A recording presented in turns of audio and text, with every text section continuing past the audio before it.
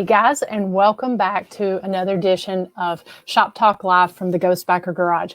I'm your host, the Ghost Biker, and if you're seeing me, then you know it's Thursday night, and we've got a great guest for you. You guys may have heard a few weeks ago, I was on the show, the Horsefly Chronicles, and that's where I actually met my two guests that I've got here tonight. I've been following their story for the last little bit, and it is absolutely fascinating. They've got a great story to tell from how things started all the way until conclusions. It's one of the rare stories that we actually get to hear about with a happy ending, if you will. But I'm not going to spend too much time here on introductions because it's kind of a long story. But as I mentioned in the teaser, it's got everything from the mafia, Ouija boards, demonic haunting, a home that's been investigated by numerous investigators, and it's called the Horsefly Chronicles. My two guests tonight are Phil and Julia Siracusa. They come from, the house is in Easton, Pennsylvania, but they come from Staten Island. And Julia is an empath, sensitive researcher, and paranormal investigator. And Phil is the author of the Horsefly Chronicles. His adventure started with the mafia when he was a bouncer at a bar. And he was born with a spiritual attachment that followed him through an open portal.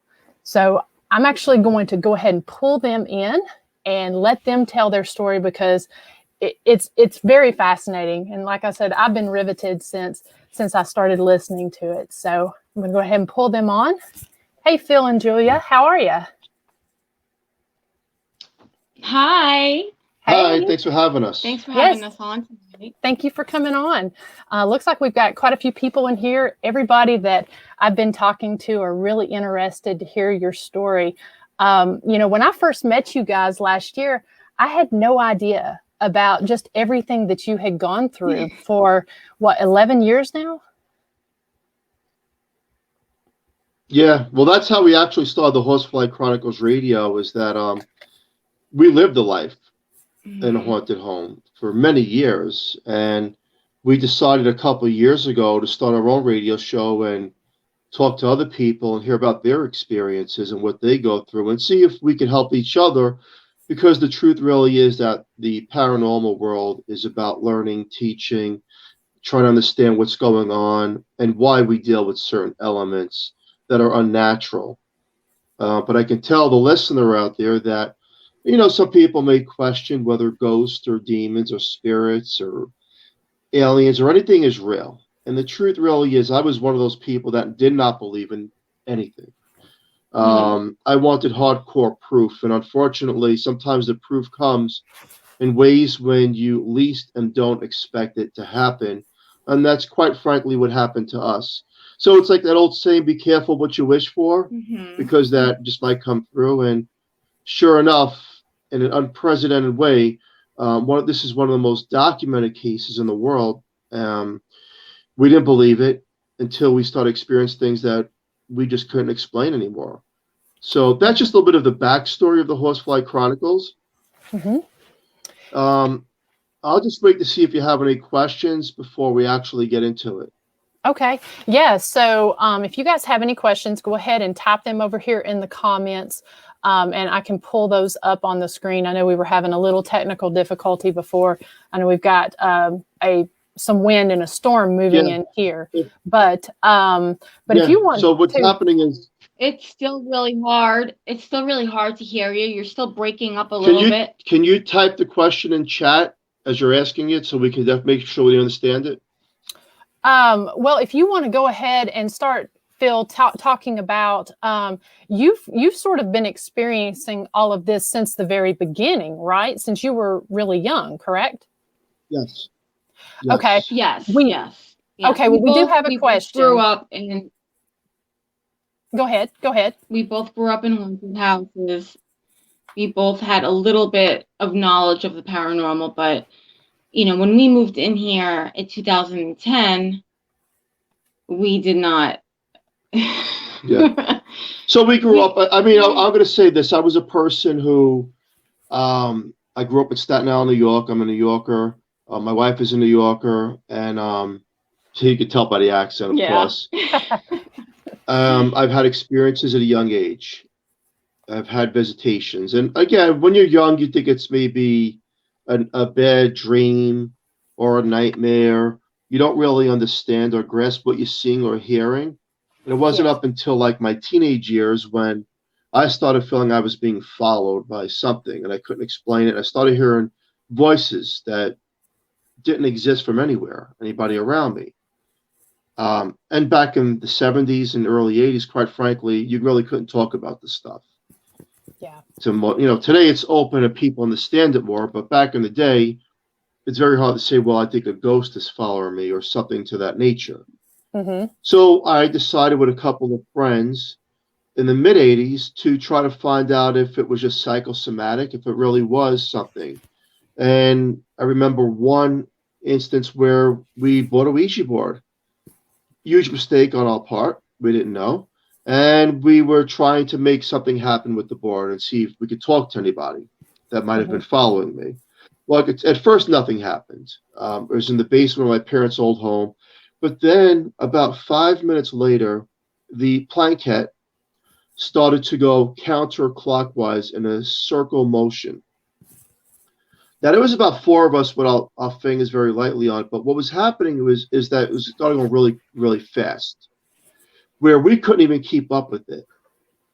And as that was happening, one of my friends had to remove their hands really quick from the planquette because they were feeling like they were getting pains in their stomach. So we took our hands off. We joked around, laughed. It was just one of us. At that point, you think one person's doing it really quick and you blame the other guy because we didn't believe it. So we tried it again. And once again, it went counterclockwise in a really fast motion. Then it started the opposite direction. And then it started going to a full circle. And as that was happening, we felt a weight come into that room, like a presence that you could not see, but it's like you felt like the static discharge come into the room. And when that happened, it started spelling out things that we would try to make sense of, because a lot of jumbled letters in there. We would try to make sense out of it, but I can tell you that while we did not at that one occurrence, in the first occurrence, we did not get valid answers. We did get the verification that something was with us, that you could feel the weight of it and the energy of it enter. And then when we stopped and we all left, you felt it go away. So that was very, very interesting to me. And of course, I decided to go further into it on my own, other times using the Ouija board. And I found myself personally becoming one with the board. Because once you get pulled into that world, it pulls you in like a magnet. And then you're making communication with something you're not seeing. Absolutely. So is that really where you kind of fell into the dark side, was through the communication with the Ouija board? Yes. Okay. Well, we do have And the most mysterious things started happening because it was working. Like I was getting direct answers from a spirit that wasn't there. Okay. Visually. Did you have in the presence of energy. Did you have a specific spirit guide that you thought you were speaking to? Yes, and her name was Sarah. Okay. So did you sort of develop, not a relationship, but I guess an ongoing communication with this spirit, Sarah? Yes.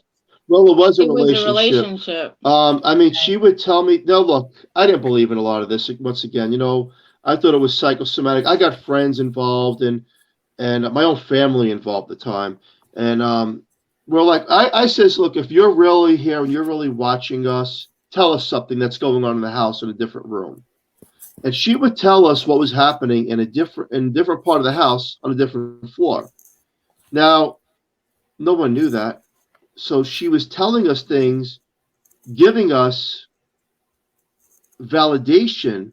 And she says, I'm here to stay. I'm not leaving until you cross over, whenever that may be. Wow. And I mean, we all got chills. I got chills, and unfortunately, became like a relationship where I felt like I had to talk to her daily through a Ouija board. It was like a friend that you couldn't see, but a spirit of guidance. Okay. But the outcome of the story as we get along was very misleading. Yeah. Do you believe And my wife? Go ahead. I'm sorry. Oh, I was just going to say, was she connected to the activity that you were having there at the Horsefly Chronicles house? Yes. Okay. Yes. Yes. Okay. So, years later, in 2010, we purchased this home. It's a regular home, a state neighborhood. You would never think it was a haunted house. And in fact, the first 6 months we lived here, nothing happened. Yeah. It was the family moving in, perfect job. Everything was doing great. Everybody was happy. Everybody had nice sized bedrooms. But 6 months later, it knew. And some people think they choose the house. Well, the house chose us in this case. And, that's one of the things where it selected us to live here. And, that's where the story begins of June 2010. Okay. Well, let's get into that here in a second. We have a question from Vicki Norris. She says she would like to know how you got an attachment at birth. Some people believe, and some people don't believe in heaven and hell and past lives. And I don't ever disrespect anybody's religion or belief. Yes. But through a suppressed memory, I can tell you and the world, and it's in my books, that there is a heaven, there is a hell, and that I feel like I had a remembrance of a past life regression and a spirit attachment through hell. Okay. Do you believe that? Now, in an hour show, so basically in an hour show, it's a lot like you probably say, well, what's he talking about? But I remember parts of a past life. I do. And I remember I could describe heaven. It's in my book. I describe it to the T, what heaven's really like. And this place does exist. You don't call it heaven when you're there because it's home. That's what we call home. Right. And there is a darker place. And why does it exist? And is it made up through religion? I'm going to say no, because I've experienced it and I know what's there. And people say, well, what do demons look like? What does evil look like? Evil looks like our fears. Evil, the devil knows your fears. Satan knows your fears. So he knows how to play off whatever your fear is. He knows it. And he knows how to tolerate and come after you. And some people have to pay for whatever they did. And I don't remember what I did that might have been so bad for me to wind up in hell. Gotcha. Yeah, I've watched several different shows where children have had these memories of this past life and different things that they've experienced and things that children wouldn't typically know, and that's always been really fascinating. I mean, it's kind of hard to deny when you hear some of that of some of these things that children are speaking about from their past lives. It's something really fascinating, I think. It's fascinating. And I remember the whole tunnel experience of going through this tunnel, and the tunnel takes you very, very fast. It's like a vacuum. It pulls you right through, and there's no description of the speed. It's just lightning speed.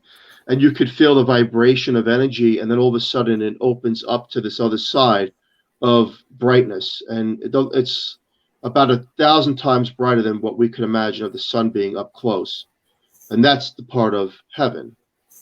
There is this tunnel, this energy, like a wormhole that does exist. Again, I believe in my, that through my experiences and what I've been through, we're all going to go back home when this journey is complete. And some people will remember past lives and others won't. In this case, this one entity has been a torment to myself, to others, and has proven to be a demonic entity. And again, I'm going to say this, that when I first was experiencing these things in the home, I didn't believe it. Mm-mm. My wife, my kids didn't believe it, because they were having the toys were going off by themselves, right? Mm-hmm. I had a paranormal team come to my home that I found on television. Mm-hmm. And they came here and they says, we'll do an investigation. And I was hoping they would say the bulbs are bad in the home and it's lighting and all that stuff from the sun. And that's where your shadows are coming from. But unfortunately, they said the complete opposite. Mm-hmm. They were showing me pictures of red orbs. They showed me a picture that they caught in the basement, which looked to me like the outline of a demon that looked like it was like part lizard, part demon. Okay. And again, it could be, we could say matrix in, optical illusion, right? Mm-hmm. I mean, I would be the first to say that. But what they did was they backed it up with these growls. Mm-hmm. And at the same time the growls were coming through, one of their paranormal investigators got a bite mark. Okay. And I remember that night she went outside and started throwing up in the front yard and her eyes were black. Wow. And again, it's one of those things, and I still didn't, I wanted another team to come here, and Mm-hmm. it was my journey to prove to the world that if I'm going to live this life with my family, we're going to prove that these things do exist. Because the first thing people say is it's make believe, it's fake, it's this, it's that. So we did our due diligence, and that's where you see some of the videos on Mm-hmm. YouTube of these teams that have been here. Absolutely. Yeah. And actually one of the questions, Beth Allen asks if you've had help from the clergy come in. I know when I was listening to your story, you've had over 50 teams that have come Over in? 50 paranormal teams, psychics, Yeah. mediums, remote viewers, Wiccan, shaman, priest, reverend, deacon. We've done it all. And I could tell you that some of the stuff backfired, Mm-hmm. where they would leave here and get into car accidents. Their car wouldn't start. One Mm-hmm. person had a heart attack. And, you say, well, how much coincidence can there actually be? I mean, Mm-hmm. when does it become that this is actually real? And it was up until, I would say, the last year that we started to say, hey, this is not good. Well, This we've thing- always known it wasn't good, but we just This thing is really malevolent, and now other people are being followed by this thing. for years. And the thing is called Sarah. Okay. Wow. So Sarah presented herself in the 80s as a young girl in a white dress from maybe the 1800s with a white complexion, high cheekbones, very pretty, black hair. She presented herself as this innocent girl who was murdered through the Ouija board. She would tell us vaguely that, she was kidnapped and murdered. She even told us the school that she went to. Mm-hmm. But the way she looked through the vision of the mind's eye and the way she presented herself did not add up, because she looked from the 1800s, but yet she's saying that she was kidnapped in the 80s. So something was off. And she has fooled a lot of people. Let's call it the way it is. She's fooled a lot of very respectful mediums. Mm-hmm. She's fooled a lot of people. Oh, she fooled me. She fooled a lot of people. We, as everybody knows, we have gifts, and we've had so many people here that are extremely talented in their gifts, and she definitely fooled quite a lot of people. So what it comes down to is intent. If you have a strong enough intent to use a Ouija board and want to contact something, you better be careful. And that was a mistake I did not know. And again, look, some people could say, well, I use the Ouija board, nothing happens. And that's great. But unfortunately, there are times when you just don't know who you're talking to, and they can represent themselves as an innocent child in this case that turned out to be a malevolent entity. Did you want to help her, or was it, did she portray in that way, or was it more of just kind of a friend? In this home, back a few years ago in our home, we had a paranormal investigator try to make contact with her through the Ouija board once every couple of weeks. She would come down, and we were trying to help Sarah by giving us the information. Where were you buried, or where they put your body? What's your real name, and things to that nature. But what was happening as the paranormal investigator was doing this and getting the information and documenting it, she would get into this severe pain. Okay. And she's like, something's hurting me in your basement. And I can't finish. So then we would let it go. And then a couple of weeks later, we try again. And it just seemed that every time, mysteriously, Sarah was saying, the bad man's coming, the bad man's coming, I have to go. And the person doing the Ouija board's getting hurt. It turned out all along to be Sarah hurting the person. Okay. And you experienced some loss from people when you, I guess in the past, people that you had communicated with on the spirit board, or I guess friends. You had experienced some loss from friends while communicating with Sarah on the spirit board, correct? Yes. So there's been many occasions where people would say it's fake. I don't believe, especially back like when I started this in the mid '80s with that Ouija board. I'll never forget. I bought it in New York City at a place called Magical Child. It was a witchcraft store owned by a Wiccan who says, you better watch what you're doing if you don't, all that stuff. But I didn't believe it. You were really young too. I was young, and I remember to enhance the Ouija board practice, I bought a book. It was called the Book of Boeotia. And it's the book of releasing the souls from the other side to gain power in the physical world. Okay. The book is based off of the work of King Solomon. I could tell you that, well, it was a very expensive book, and they didn't want to sell it to me, but I had to sign a waiver to buy the book. Wow. The book was like $500. And they made me, and that was back in the mid '80s, they made me sign a waiver that I cannot hold the store responsible. Wow. I laughed. I bought the book. And I do not recommend anybody getting the book. Because you know what happens? People say, well, does dark magic work, or black magic? Or look, there's good practical magic that people can use in life, white magic, to help enhance yourself and your abilities and bring the positive things towards you. But the book was geared towards the more malevolent side of having demons or the unknown elements of life work with you. And I started practicing a lot of that work and reading a lot of these passageways in the book, like the Greater Curse and the Curse, as I'm doing the board to see if it actually worked. Now, I know that you had mentioned the mafia, and then that's a question that people say, well, how does the mafia tie into this whole thing? It ties in very deeply. I got a job as a bouncer, and we were talking. One thing is, if you do work for organized crime, they want to know everything about you. Everything, your family, your history, the whole 9 yards. So I remember one occasion I was talking, and again, I was just a bouncer at this location. They were looking for somebody who they had to find, because if they didn't find the person was going to rat on them so long, that kind of story. So I said, you know what, one night I said, let's just give it a shot, and we could try the board. I have a lot of success with a Ouija board. And they laughed at, it's a joke, right? I said, no, it's not a joke. I could tell you that we met up in a location, and one of the wise guy's sons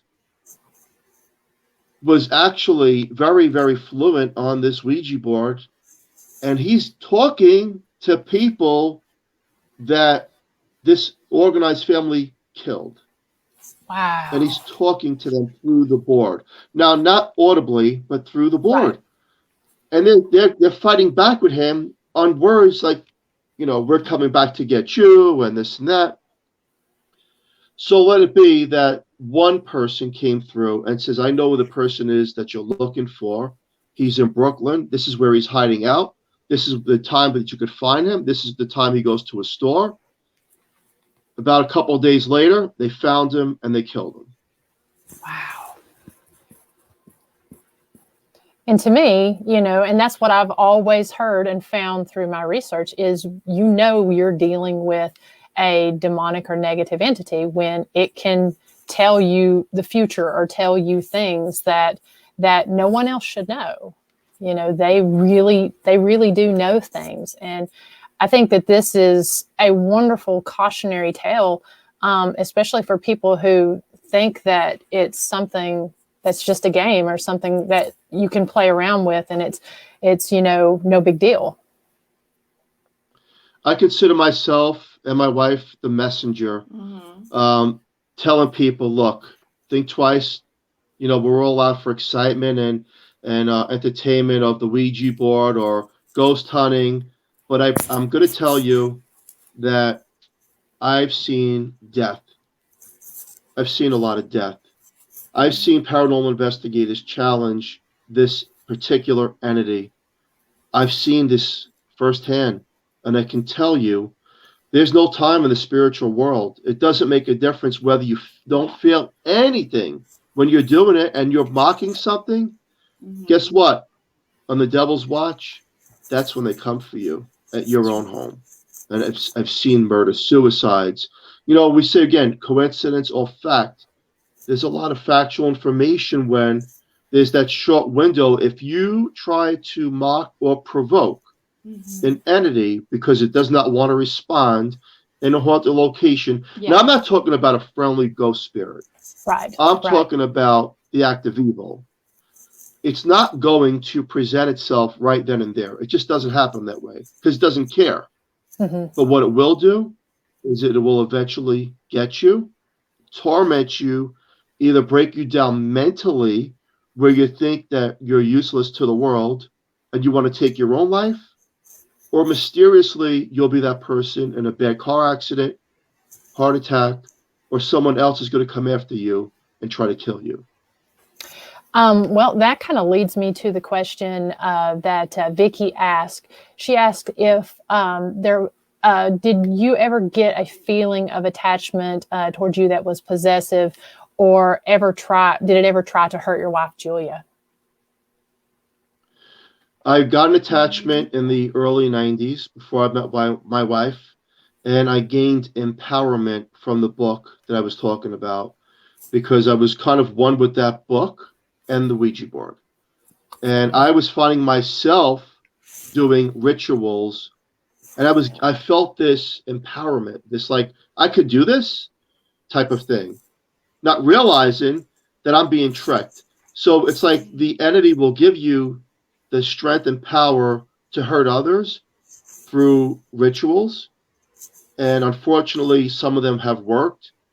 But as you go down the road, it's only trying to take you apart slowly in disguise, but not showing you what it's truly going to do to you. And like I said in chat, it would definitely go after your weakest link, like whatever it may be. Say you have, like we have 4 boys, so many fights, so much negativity. And you have to really be strong and sit there and say to yourself, are they being boys, or is it something else? Because we've had so many horrible fights with these kids.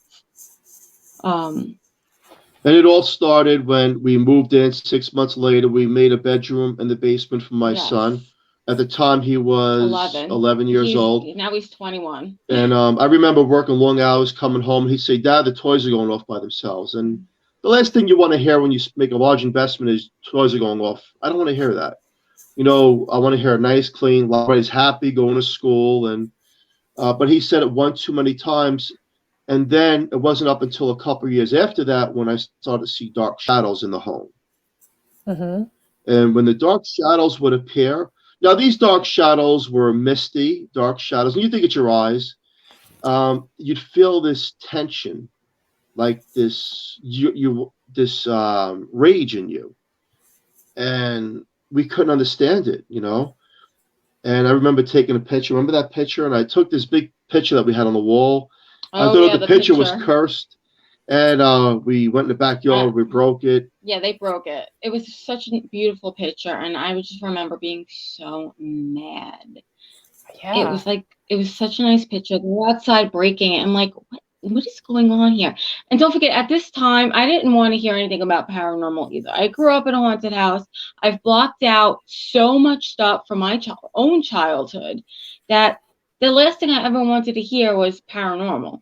Right. And they're out there breaking the picture, and I just remember being so mad. Do you remember how mad I was? Yeah, but it wasn't the picture. It was just, we were called to this home to buy it. You know, before we purchased the home, we found it on the internet. And then when I called a real estate agent, they said, unfortunately, someone else is buying the house. We're taking the listing off. So we searched other homes. And the home, ironically, before this one, was owned by a priest in a different part of Pennsylvania. Wow. And we kind of took a liking to it, and we were going to buy it. Yeah. And then I remember my wife called me a few days later, and that's about a month after this home was under contract with someone else. My wife says, guess what? That home's off contract. It's back online again for sale. So you see how mysteriously things work? Yeah. It's like it watches, it waits, it selects. And it was a and battle. it picks the right family. And you think, wow, beautiful home. And it's so exciting. Family. It's kind of like the movie The Amityville Horror without all those murders in it, that, you know, wow, it's exciting, high hopes, right? That's what it is, high hopes, you know. But that's the opposite of what it was. Well, so, and it looked very normal. I mean, it looked like a beautiful, normal home. Oh, yeah. Looks can be deceiving. And, you know, for the listener out there, once again, it doesn't have to be that old, dreary-looking home that's haunted. It doesn't work like that. What we've learned through paranormal investigators and research, it's the land. And if the land is tainted, guess what? No matter what you put, brand new condominiums, apartment buildings, a store, no matter what you put over that land, it's tainted. Right. And you can't change that. So we do believe that this land was tainted before we even moved in here. So when the researchers did the homework, they did find out that the Iroquois Indians lost a battle here in the eastern Delaware area. And particularly right here in this area, this neighborhood, was a lot of blood. Way back in the day. And then it turned out to be farmland. And farmers took over. And they grew their crops here. And then years later, a developer came in, put all new homes in. But the land was always tainted. And it just happened to be like a perfect curse of land where most, not all, but most neighbors don't last very long. We've noticed that here in the neighborhood, that the home to the left of us and the right of us turned over quite a few times in 11 years. And you wonder why. Well, now we understand why. So again, you get the perfect family that's moving into a home that already has some issues going on, you know, a few things going on. And then it's the perfect storm. I've wondered, because I know I dealt with a case that had a very strong haunting in it. And I wondered about the neighboring homes. This house that was a case for me, it was, fortunately, it was just a year-long case and there was no one else living in the home. But I often wondered about the neighbors, if sometimes that kind of bleeds over if you have an infestation, if they have activity as well. You know, of course, if it's the land, they're going to, but I've often wondered if it travels over into some of those homes. Did you know? So you said some of your neighbors had been having some issues as well. Well, not paranormal wise. We didn't talk about paranormal with them. That's kind of hard to talk to people in this kind of neighborhood. Yeah, it's a very. But we were observant to realize that the neighborhood's turning over very often, with selling and new people coming in and then selling. So we did notice that, and that's kind of unusual. And some of the old timers are still around. But what was more interesting is the people that we bought the home from. I'll never forget this. They were so unhappy. I mean, I guess they were financially broke. And on top of that, they were just miserable. Like you would think they were happy to get rid of the home. No. You know, at the closing, they didn't crack a smile. They didn't want to look at us. And by mistake, part of their closing check was mailed to the address here about a month later. I tried to reach out to them. They would not accept my phone call. So now I look back 11 years later and saying they wanted out. Yeah. They didn't say anything about this house. They wanted out of here. Now, again, for the listener out there, well, you could say, well, you brought this on yourself through maybe the Ouija board. Whatever was here on the land was here. Right. And then because I'm a lighthouse and whatever I've been dealing with, Sarah, for all these years, just happened to be that attachment that came here as well. Yeah. Mm-hmm. And then, you know, that's how we got the perfect chaos in the home. Exactly. Absolutely. So during that 11-year period that the different investigators came to the home, did you have times where you thought that everything was kind of cleared up and okay? Or was it complete chaos throughout? So that's a good question. Yeah. And I will never forget this. And it's on YouTube. And I can't even watch the video because I get the creeps. So in 2015 of May, we had a ministry come here on a Saturday. There were about 7 of them. And the video's on YouTube. They introduced themselves and, you know, they spent the morning till night at my home. And they did a good job, I believe. They exercised the home. They did the exorcism on myself and a paranormal investigator. Then another person who was a shaman circled the home with different types of salts, and then they put down the oils and the holy water. And their mission was, they realized that previously we couldn't get rid of it. So they wanted to use every act of religion and practice, and they formed a unity to get rid of it. Well, I'll tell you this. The day, it was an interesting day where we felt it. We didn't see it, but we all felt it. They tried to leave. Some of them couldn't leave because their cars actually broke down. The next day in my home was a Sunday morning, and it was perfect. Yeah. My kids were playing with their toys in the living room with smiles, and the energy in the air felt so light. I had tears in my eyes. I'm like, it's gone. We won. It's gone. And I was like, wow, this is amazing. It feels like I'm walking through a florist with that smell of flowers, and it's just so light in here. Well, talk about deception. Monday night came, and I have an office in the basement. I had to go do some paperwork. As I'm going down the stairs, the toy goes off by itself. Now, the first thing I think of, I probably kicked it by accident. It's a little toy dinosaur. Then it goes off again. At the same exact time it's going off, my kids are screaming on the third floor that the lights are flickering. And I call my wife. I say, come down here. Something's not right. And it kind of let us know that we're not leaving. On YouTube, if you type in the Horsefly Chronicles, there was this one. There's many videos, but there's this one video where you're going to see a toy dinosaur. We put it on top of a slot machine. You'll see us talking, and it's responding, not through words, but by making this toy go off. Now, the only way to make the toy go off, it's the tail. You got to touch you the have tail. to push the tail down. It's not light activated, motion activated.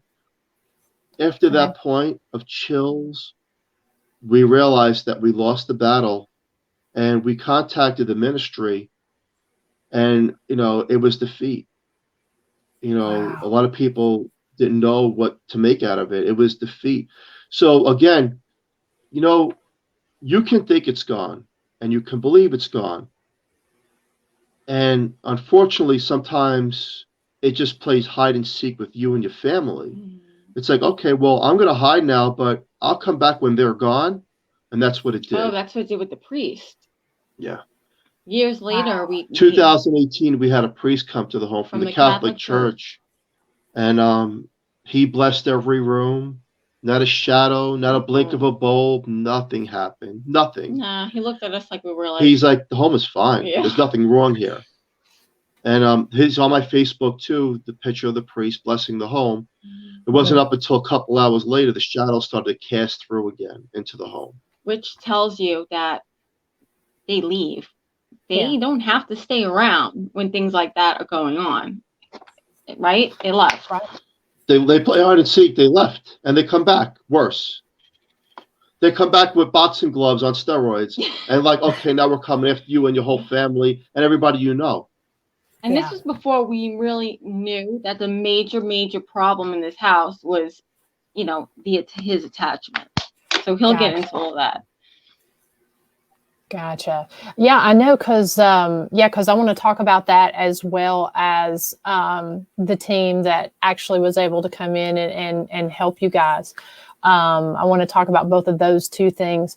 But I also want to talk about, when I was watching one of your interviews, it was a photo of the mirror in the room that looked like it had the steps.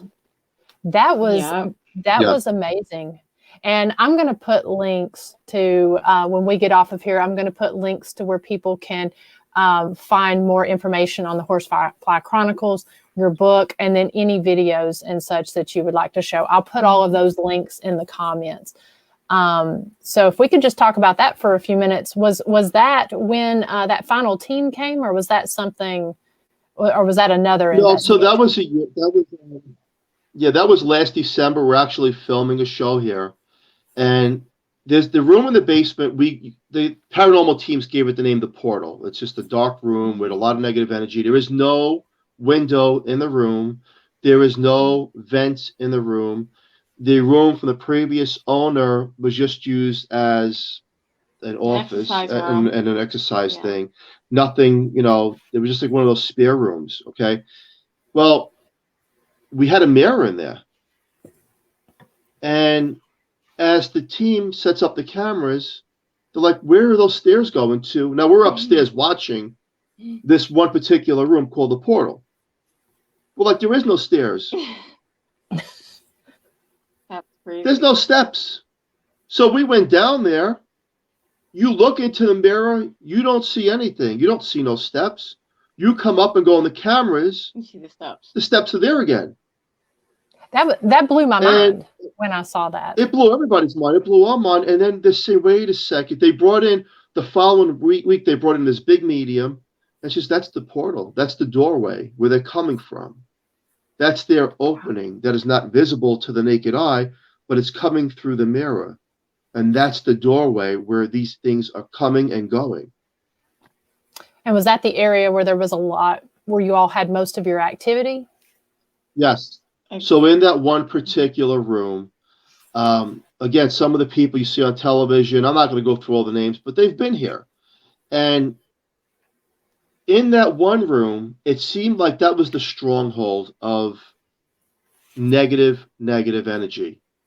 And in that room, the most mysterious things would happen. And I'll tell you, we had events here where paranormal investigators would say, well, you know what, I'm going to go in that room alone and prove you wrong. So we be okay. Well, be careful. We made people sign waivers. Smart. I could tell you this: some of them passed out within a half hour. They were out like a light. Out. And we woke them up. We pulled them out of that room like, I don't remember what happened. It just took me over. We had other people that were in that room that once again did not believe that the room was so evil and had these things going through, these kind of entities in it. And they were like, get us out of here. We want to get out, because they want us to lock the door so they couldn't leave, so they could do a full investigation. They were banging on the door, get me out of here now. Something's in here with me and it's not good. I don't feel right. So evil lurks, evil watches in some locations around the world. And in this particular location, this thing had that room on lockdown. That was the first original room where my son was his bedroom, where he said toys were going off. He got very sick. He wound up in a hospital with pancreatitis. Like 11 years old. At Lehigh Valley Hospital at a young age. And the doctors were like, there's no way that this 11-year-old kid can have this, because that's like a disease like old men get from drinking for years and years and years and years. I said to the doctor, I'm like, well, if he took a drink, okay, would this happen? He said, no way. No way. He was 11. So we made a bedroom in another part of the house for him upstairs. And he got better. And he got better. Wow. And then some of the psychics that came in went into that room like, you couldn't pay me to stay in this room. It's just a bad energy. And I want to say that I think a lot of it had to do too with the fact that we labeled that room Sarah's room, and you put things down there. Yeah. For her. Dolls, all kinds of things. And I don't really, I mean, he would know more about that, but it was really labeled as her room. Wow. Right? Yeah. So she, in essence, sort of became part of the family. She wanted her own room. Mm-hmm. Wow. Yeah. Wow. So, so let's talk a little bit about the team that was able to come in and help you guys, Nesper. Okay. So, yeah. NESBR. So everybody knows who NESBR is. It's Ed and Lorraine Warren's foundation, run by Tony Spira and Dan Rivera, and their incredible team. Jimmy Patino, Eric Vitale, Yes. They're all part of the team. And we had Dan Rivera on our radio show. Mm-hmm. And he's one of the people that they have the Annabelle doll. Mm-hmm. Well, he built the case for the Annabelle doll. And they talk about how they blessed the doll. And I felt like, well, you know what? I says to my wife one day in the summer, I was like, maybe it wouldn't hurt to ask them to come down to the home and see if I mean, Amityville's the biggest case I ever heard of, and the Annabelle doll. So why not ask them to come down here? And they did. And they came down. They're very smart people. You know, they didn't tell us what they were going to do. They came down here with a very different approach. A different approach that fooled the enemy. Fascinating. They didn't come down and talk about removal. They came down to talk to us like we're talking, like a regular interview. Mm-hmm. And we're just talking, and they're interviewing me. And he says, Dan Rivera says, I got it. I figured this thing out. I figured it out. He's like, we'll be back tonight. And he didn't say nothing else to me. Nothing. I was curious, but he didn't want to answer no questions. Maybe you're a little mad. You're just like, wait, they what? didn't answer any questions. He said, I figured it out. They came back in the evening, again, NASPR, and we're in the basement, and they have our digital recorder, some equipment, nothing fancy, and they're asking me to ask this one particular question, and here it is. Sarah, is it really you? And they told me, be quiet after that. They let the recorder go. And then 2 minutes later, I have chills. Me too. They played it back. And in a male's evil voice, it goes, fuck you. Wow. From that point, I felt betrayed, fooled, deceived, mocked. Because at that point, we all knew. Well, you knew. The person who had to really know was Phil. And I seen it in his face. He knew. And then I want to finish up. Yeah, so I knew at that point. Well, you were. I don't know if you were down there at that point, but I felt like this relief of I've been fooled. And they looked at me like, wow, because they had the actual recording, which is creepy. They have it. I didn't want to rehear it.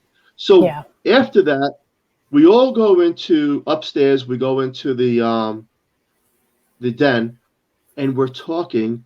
And all of a sudden, and any one of them could tell you this, every single bowl between the kitchen and the den went so bright you had to almost dim your eyes because it went very, very bright, and then it went away, and everything was gone. The end. Wow. So just like that. It was over. It was over. Because Wow. you believed it. So when a spirit has an attachment, in this case, it was, and I asked Dan Rivera, was this a demon? He goes, this was one of many demons. It just happened to be the leader, Legion, and the others followed. And it was tormenting yourself and your family. From that point on, things have been different. Fine. It's been a lot different here. And I put a check mark. People go, well, is it really gone? Is it really gone? And, I do a checklist. No shadows, no bulbs flickering, no evil energy, no me seeing things that look like these misty orbs. I do a whole checklist. It's over. It's over. And I give credit to NESPR once again, because they weren't telling me what they were trying to do. Right. They did it without me knowing. And I guess they thought, like, if I have to get rid of this guy's attachment and protect the family, we can't tell him what the plan is. Right. Well, and and if they I didn't guess tell me you what had the to plan do that. was, then the enemy didn't know what the plan was. They have a really great way of getting, what's the word? Getting it out, getting these things to come forward. It was really weird. Of all the teams that have been here, it was just a really different So it experience. took all those teams, it took all that research, it took a lot of people. We give credit to everybody and respect to everybody that's come to our home, and we thank them, because everybody put a lot into this case. Everybody. I'll never take that away from the first investigator to the last. Now we have crosses on our walls that we couldn't have before. Yeah. We have statues, Mother Mary, we couldn't have here before, because these weird things would happen. I remember when at one point years ago, someone sent these the same protection from the church, Benedict. Yeah, Saint Benedict. And they cracked. They all wow. cracked when they in the foyer of the home. They cracked, which they can't crack, but they cracked. Wow.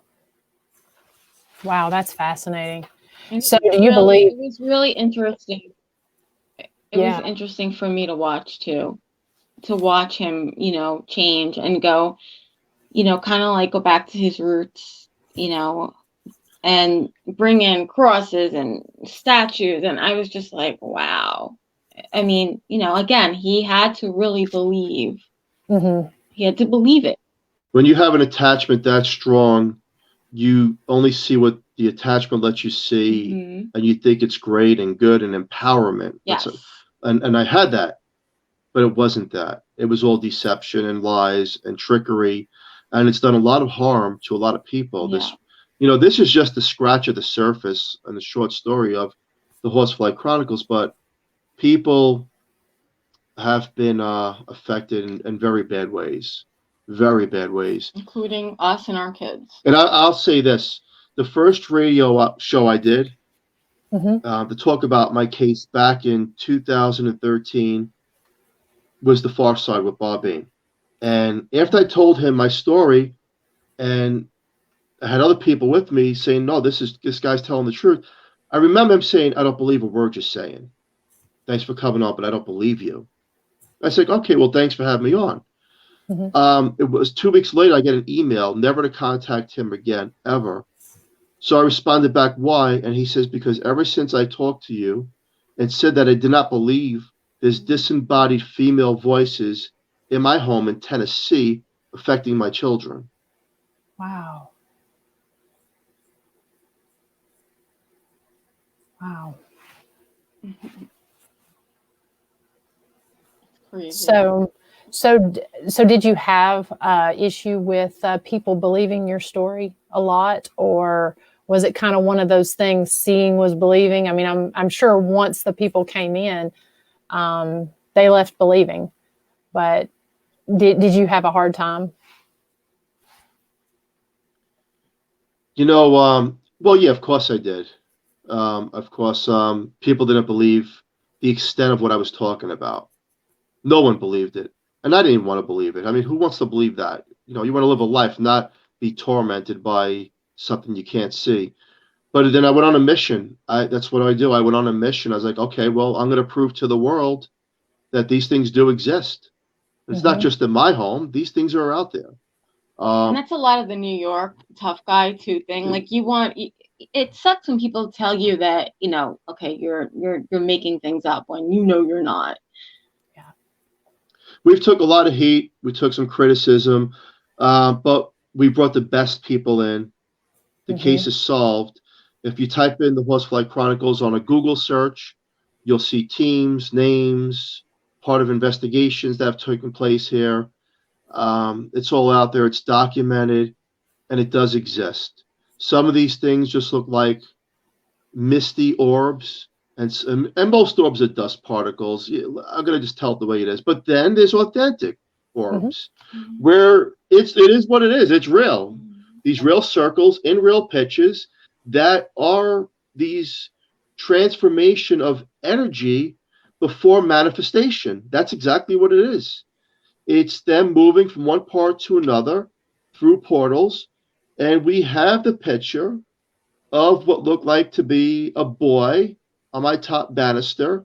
It's a ghost. I saw that It's one. an entity that can shapeshift and transform itself into whatever it wants to be. The Indians call them skinwalkers. We call them shapeshifters. I saw that picture as well as the orb that was in the dining room. And it was a very different orb. I mean, you can really look at those and you can tell what's dust. This was very interesting looking from the picture that I saw when I was researching. Yeah. You can tell the difference. One of the things I want to say this, that, one of the things I did ask Dan Rivera, I was like, well, people say, well, what's the name Horsefly come from? Or why do I have a picture that looks to be something like a goat man in the basement when they were filming here a year and a half ago? Here's what he said, and it made sense. I didn't know it. He said, whatever you think it is, it can manifest itself to be. In a way where it could play with the imagination and the mind to make you see what you want to see. A young girl. It's really not a young girl. A young boy. It's not a young boy. A goat man. It's not a goat man. It's whatever you think, because your thoughts can manifest it, because it already exists there in the spiritual world. So we have to be careful. We do have to be careful of intent and belief. I tell people that get into the paranormal field, it's real, it's true. Be careful of your intentions and be careful of your beliefs. Because if you do get too far into this, you may not come out healthy. Right. Mentally. And that's very important because, anytime I'm doing an investigation and I get a child or get certain types of EVPs or certain types of behavior, I always want to look a little bit deeper, because sometimes the things we're experiencing are not what they appear to be. And I think that your story is a very good example of that. And, you just have to really be careful and really keep your eyes open and just not take things at face value. I know, like, sometimes you'll get a child's voice in a prison, and there may be a story that you can kind of work your mind around as to why this child is in this prison or in this specific location. But then you have to also look and say, I don't know if that's really the case. If it's something trying to play on me and draw me in a different direction than where I'm going. Yeah, and we realized that after so many different pitches from the teams that were capturing, they're like, no, it's a boy. Another team, no, it's a girl. No, it's a goat man. No, it's an orb. So much. No, it's things that we came and described. And then they started to realize, wait a second, this thing is shape-shifting off of their thoughts. And that's what it's doing. And it's manifesting into the picture like that. But that's not really what you're seeing. Yeah. Wow. Well, I know, like I said, I was just riveted and captivated by your story and had no idea just what you all had gone through. And Phil, you do an amazing job of chronicling this and telling the story of this. Like I said, I just really enjoyed listening to it through your radio show and telling the story from the beginning all the way to where you are now. So I'm going to get those links from you. I listened to it through, it wasn't the Horsefly Chronicles, but it was a radio show that was kind of an encore play of the episodes you had done.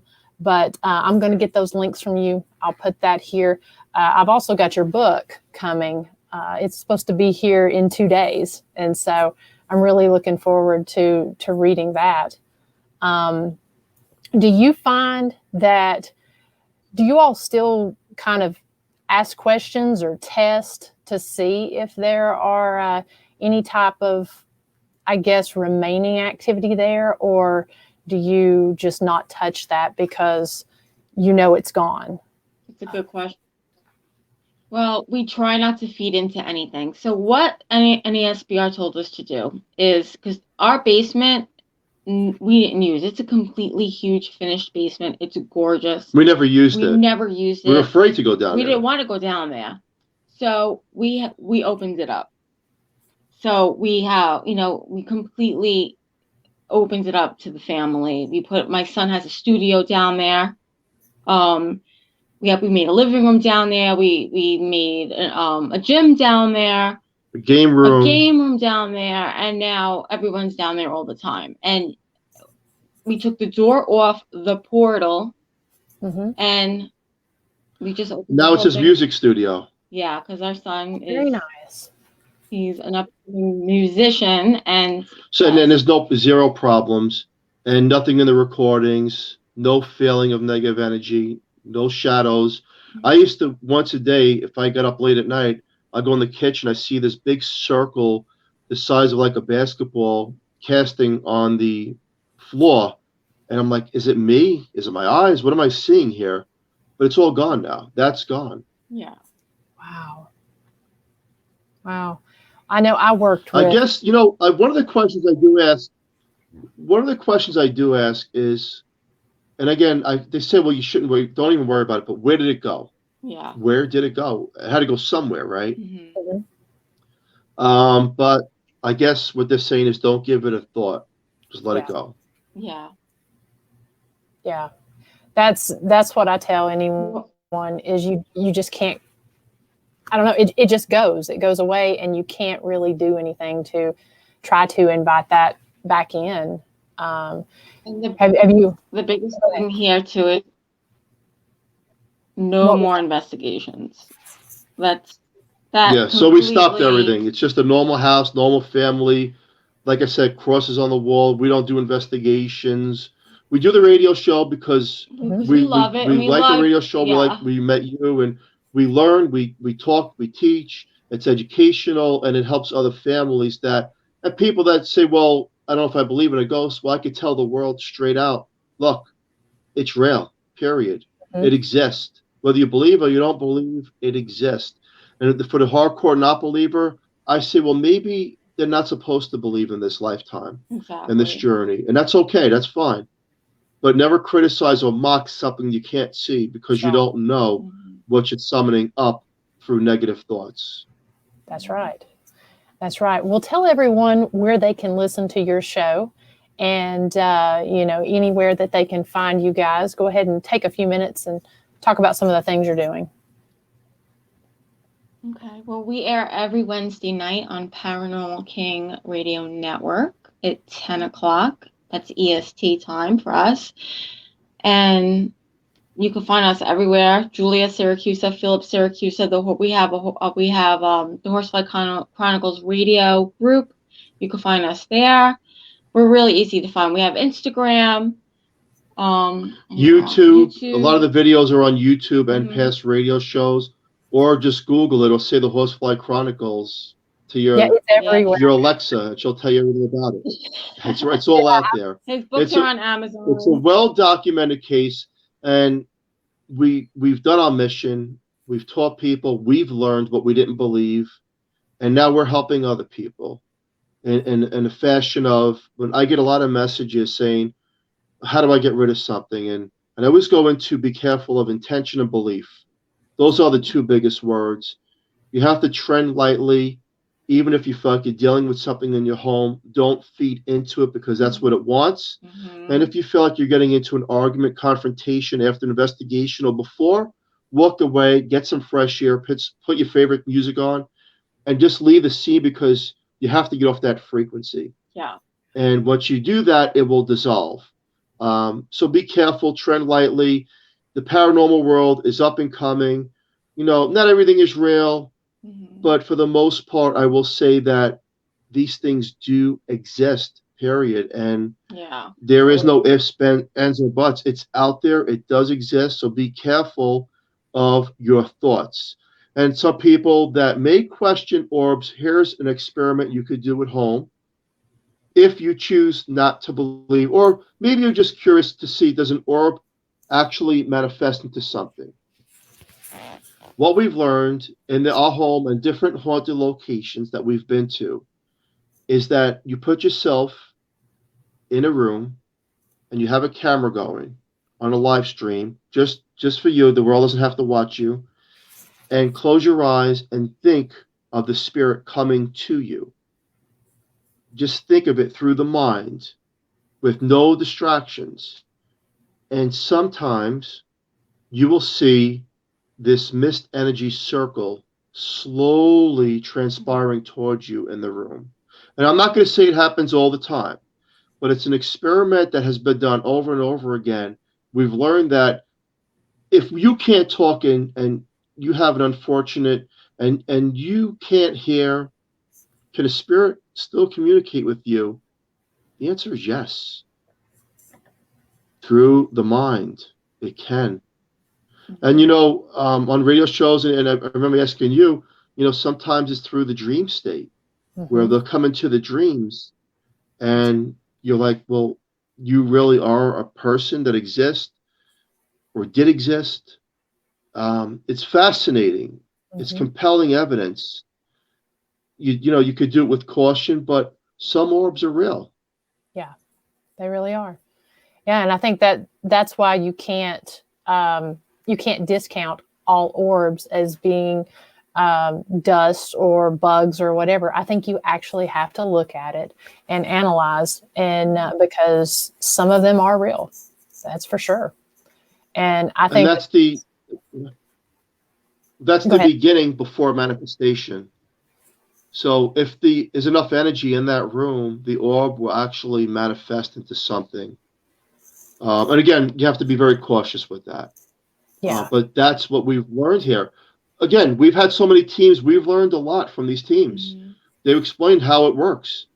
And I'll tell you one thing before we go. One funny story is that back in 2015, again, I was called out. It's fake. It's not real. And nice people, nice team from New Hampshire. They came down here. And they're like, well, nothing's happening in the home. We just might as well pack up. And they're in the basement. And then the other part of the team's in the garage with their cameras set up and their video equipment and all that stuff. Well, all of a sudden, I hear them on the walkie-talkies. You need to get up here now. And then the downstairs. No, you need to get down here now. The camera on the tripod's turning by itself as the EMF detector's going off and the REM pod's going off. And then the shadow is passing by the wall. And then upstairs in the garage, a utility light that wasn't plugged in goes on full brightness. So it happens mysteriously. And sometimes it happens like a storm all at once, and then it just goes. And what we've learned, it's saying, hey, don't challenge me, because I'll show you what I can do.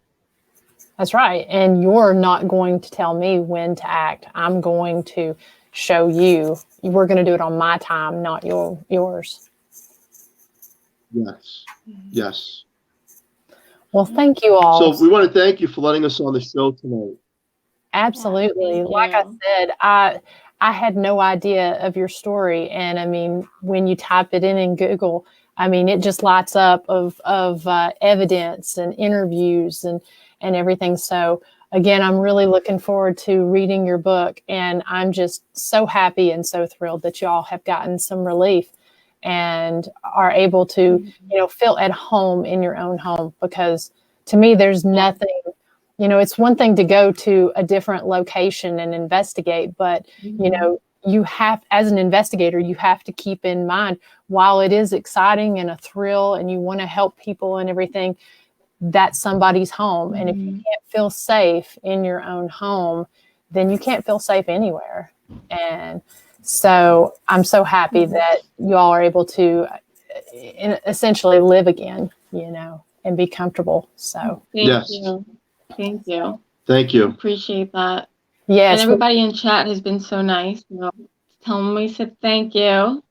absolutely. Yeah, thank you for all the listeners out there. We really appreciate it. Yes, thank you all so much for participating with your questions. And like I said, I'm going to post more information of how you can follow their story, because it really is a very intriguing one, and great to be able, like I said in the beginning, to see it all the way to a positive conclusion. So again, thank you, everyone. We'll get all that posted, and we'll have some information on upcoming shows here a little bit later on in the week. So I hope everyone has a great night, and we will talk to you all soon.